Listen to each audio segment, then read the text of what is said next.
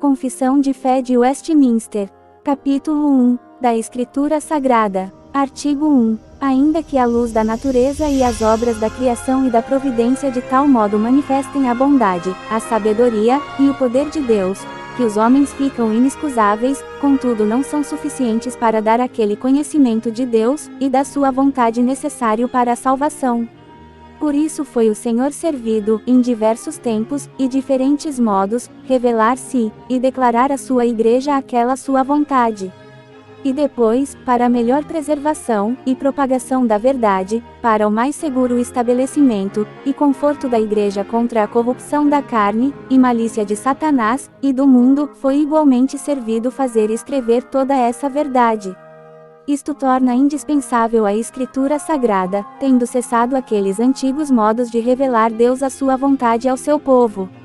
Artigo 2. Sob o nome de Escritura Sagrada, ou Palavra de Deus escrita, incluem-se agora todos os livros do Velho e do Novo Testamento, todos dados por inspiração de Deus para serem a regra de fé e de prática, que são os seguintes: o Velho Testamento: Gênesis, Êxodo, Levítico, Números, Deuteronômio, Josué, Juízes, Ruth, 1 Samuel, 2 Samuel, 1 Reis, 2 Reis, 1 Crônicas, 2 Crônicas, Esdras, Neemias, Ester, Jó, Salmos, Provérbios, Eclesiastes, Cânticos, Isaías, Jeremias, Lamentações, Ezequiel, Daniel, Ogeias, Joel, Amós, Obadias, Jonas, Miqueias, Não, Abacuque, Sofonias, Ageu, Zacarias, e Malaquias.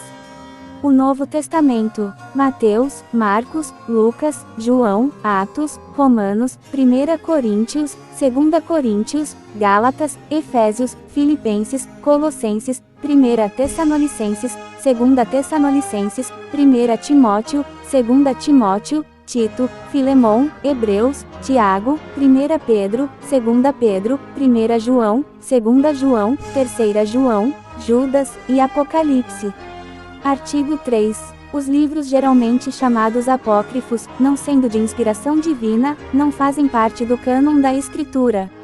Não são, portanto, de autoridade na Igreja de Deus, nem de modo algum podem ser aprovados, ou empregados senão como escritos humanos.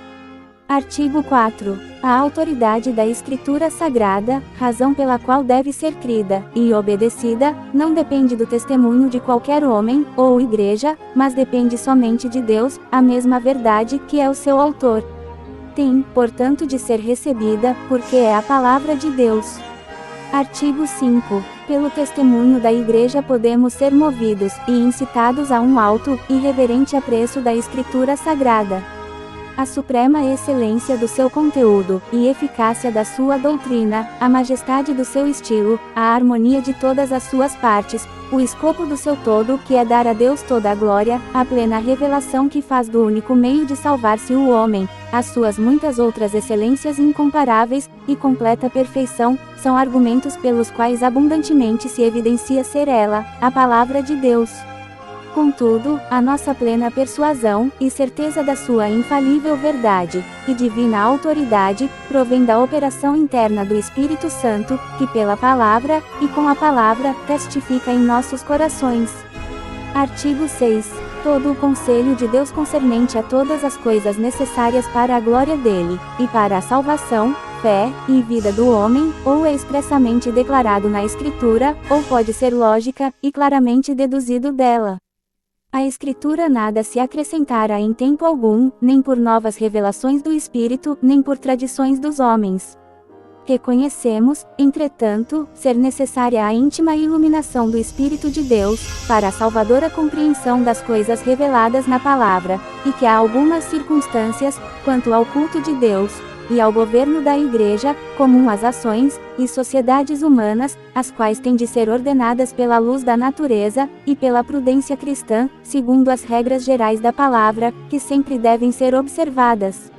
Artigo 7. Na Escritura não são todas as coisas igualmente claras em si, nem do mesmo modo evidentes a todos. Contudo, as coisas que precisam ser obedecidas, cridas e observadas para a salvação, em um ou outro passo da Escritura são tão claramente expostas e explicadas, que não só os doutos, mas ainda os indoutos, no devido uso dos meios ordinários, podem alcançar uma suficiente compreensão delas.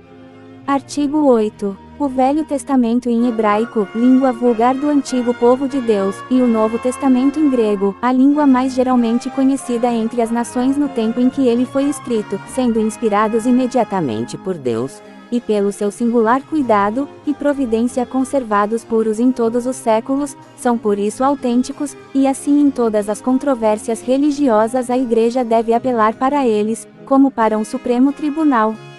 Mas, não sendo essas línguas conhecidas por todo o povo de Deus, que tem direito e interesse nas Escrituras, e que deve no temor de Deus lê-las e estudá-las, esses livros têm de ser traduzidos nas línguas vulgares de todas as nações aonde chegarem, a fim de que a palavra de Deus, permanecendo nelas, abundantemente, adorem a Deus de modo aceitável, e possuam a esperança pela paciência e conforto das Escrituras. Artigo 9. A regra infalível de interpretação da Escritura é a mesma Escritura. Portanto, quando houver questão sobre o verdadeiro e pleno sentido de qualquer texto da Escritura, sentido que não é múltiplo, mas único, esse texto pode ser estudado e compreendido por outros textos que falem mais claramente.